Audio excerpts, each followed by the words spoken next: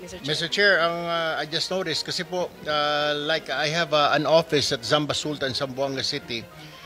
Yung mga kababayan po nating Muslim, pag may burial po, hindi naman po sila gumagamit na ataol, kundi naghihiram na lang po ng sasakyan, which I provided my office there in Zamba Sultan, Zamboanga City. Halos everyday po, hinihiram po ng mga kapatid nating Muslim para maisakay po yung bangkay, para mailibing. Pero maganda pong programa itong Al Janaza Kit Assistance and Sympathy Flower Program. My last question, Mr. Chair, kung meron pong dapat i-prioritize ng komite na ito, ano po ang mga dapat dagdagan na pondo? Saan, Mr. Chair? Ms. Sanchez, before you respond, let me recognize the presence of our Majority Leader, Senator. Yes, Mr. Chair, that would be the disaster relief operations, since that is the second highest requested but assistance from the Office of the Vice President after the medical and burial assistance. That's all from me, Mr. Chair. Thank you po. Thank you, Senator Tulfo. Next will be Senator Go. Mr. Chairman, yes. Before we recognize the other members of the Senate, I know many of you just want to make manifestations. We have parliamentary courtesy here when usually in my how many budgets that I've handled, I've been to almost 23 budgets already.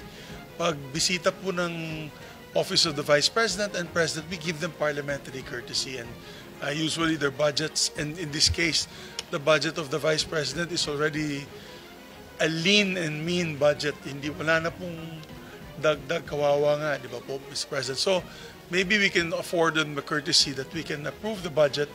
Of course, after the manifestations on the part of the leadership of the Senate, we'd like to extend that courtesy to the Office of the Vice President. Yes, Mr. Chair, also on Mr. the part Chair. of the minority, we also would like to be associated with the motion of the Majority Leader. Senator Marcos. That was my question, Mr. Chair. Is that a motion that we therefore endorse the budget of the Vice President from the subcommittee to the Mother Committee of Finance? Well, let's give the members an opportunity to give their manifestations. No? That's fine, All right. but may I make that motion and hold it in abeyance Yes. until everyone has You can do it at the end. Thank after you. the manifestations. Mr. Chair, before I have to attend to a caucus upstairs, I would just like to manifest that I support po the budget of the OVP. As a matter of fact, kung po pwede po sana pag-aralan natin, review, yung binawas po ng 39 million, baka pwede pong ibalik ulit. Because maganda naman po yung mga programa na ilatag po ng OVP. Thank you, Mr. Chair. Thank you, Senator Tulfo. Next is Senator Go. Salamat, Mr. Chair. I also hope we could accord parliamentary courtesy to the Vice President and approve her office budget swiftly. Mr. Chair, distinguished colleagues, and to Vice President Sara Duterte, good day. Mr. Chair, I just want to express my strong support for the proposed budget of the Office of the Vice President for 2026.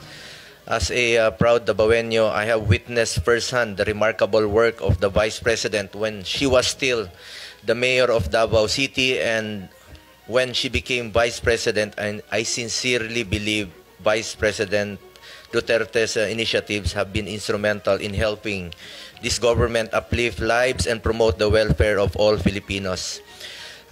Tiwala po ako sa ating Vice Presidente at sigurado po ako na nagagamit po ang pondo ng bayan sa tama. Sa totoo lamang po, matagal po ako nagtrabaho kay former President Duterte at naabutan ko po nung siya po ay naging Vice Mayor ng Davao, si Vice President Sara. Kung stricto po si dating Mayor, dating Pangulong Duterte sa panggobyerno, mas stricto po si VP Sara. At alam ko pong magagamit talaga ang pondo para sa pantulong sa ating mga kababayan kesa naman po napupunta lang sa flood control, nagatasan po ng ilang mapagsamantala. Sa mga nakaraang taon, nagkaroon ng OVP na mga programang nagbibigay ng tunay na benepisyo sa ating mga mamamayan. From medical assistance to relief operations, educational support, pangkabuhayan programs at libreng sakay among others. Sa totoo lamang po itong libreng sakay ay atin rin po itong sinusuportahan in my own small way po. The Medical and Burial Assistance Program has assisted more than 187,000 beneficiaries when it was still given funding. In 2024, the OBP was able to distribute more than 144,000 to individuals in need. The Magnegosyo Taday program has given entrepreneurial opportunities such as livelihood assistance and training programs to various marginalized individuals and groups. The OBP has always stood ready to assist during disaster relief operations, having able to provide relief goods to disaster-stricken areas and assist more than 200,000 individuals. Nakikita ko rin po ito dahil ako mismo, umiikot rin po ako sa mga tinatamaan po ng bagyo. The OBP also has the Libreng Sakay program, which has served over 1 million passengers in Metro Manila, Bacolod, Cebu, and Davao. Ito po yung nabanggit ko kanina na atin pong sinusuportahan. For this year, 2025, we push to restore the funding. For the record lang po, Madam Vice President, meron lang po akong ibabanggitin sa inyo.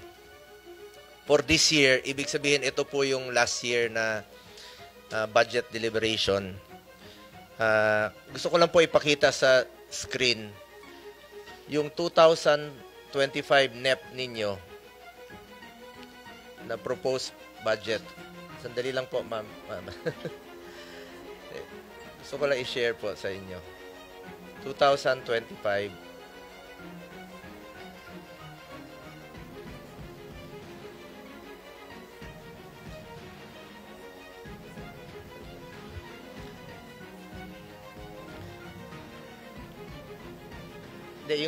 Yung 2000 NEP. Saan na yan? Ayun. Yung 2025 na NEP ninyo, yun po yung proposed budget ninyo for this year sa 2025. Pagdating po rito, after the GAB, ibig sabihin, after dumaan po sa lower house, ginawa pong 733 million.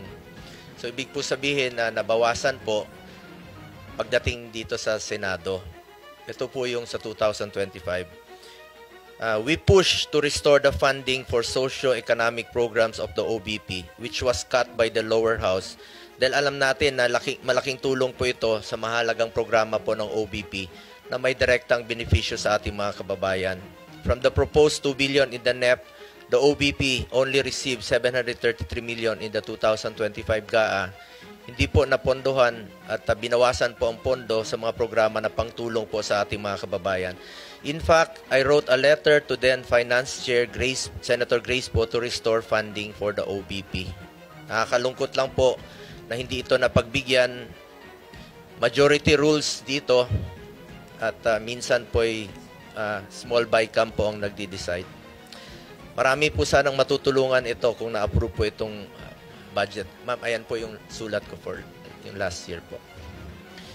Sa totoo lang po, inihalal po ang Vice President hindi lamang para umupo sa pwesto at maging spare tire. Inihalal po siya para maging working Vice President para maglingkod at tumugon sa pangangailangan ng ating mga kababayan. That is why for next year, I urge the Senate to support the budget of the OVP in full.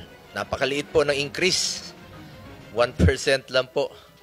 Pero alam naman natin na marami pong matutulungan.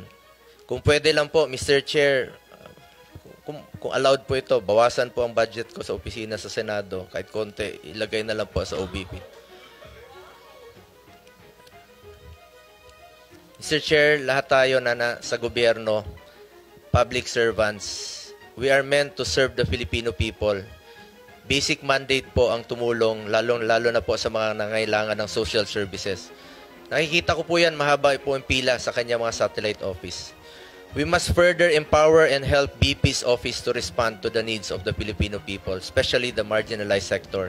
Muli, nais ko pong ipahayag ang aking suporta para sa budget ng OBP. Alang-alang na lang po sa mga kababayan nating mahirap. Let's support her to be a working Vice President. Maraming salamat po. Maraming salamat, Senator Go. Next is Senator Marcos. Yes, karangalan at ligaya ko na makasama sa ibang mga project na ito. Kaya alam ko na talagang magaganda at tulong sa ating mga mamamayan ang ginagawa ng OVP.